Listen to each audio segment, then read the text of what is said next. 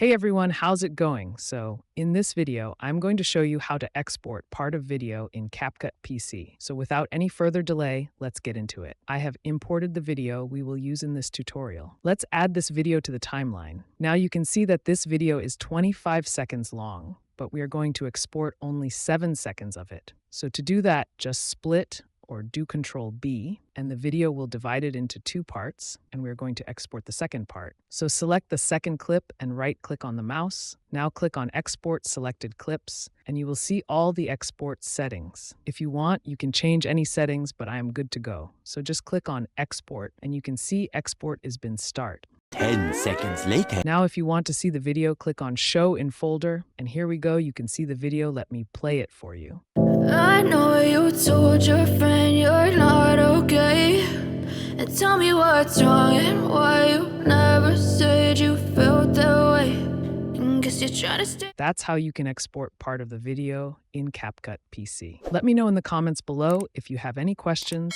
and if you want to know how to export videos in Capcut PC and laptop in high quality, then watch this video. Thanks for watching.